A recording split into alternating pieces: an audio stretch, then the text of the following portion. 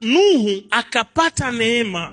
Neema ni upendeleo. Neema ni kitu ambacho Mungu anakupa, ambacho kufanyia kazi. Neema ni kazi ya msalaba iliyomalizika msalabani, ambao sisi tumeipata bila kufanyia kazi yoyote. Neema ni barabara ya baraka ambayo Mungu anakupitisha, ambayo hukustahili kupita.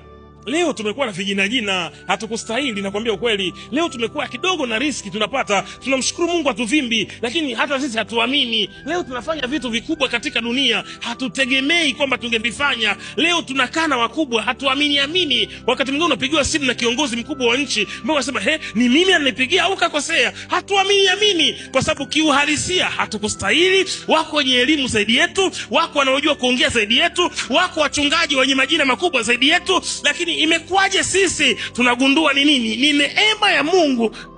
Kwa hiyo Nuhu akapata nini? Akapata neema. Neema hupangi, anapanga. Neema huombi, anaamua.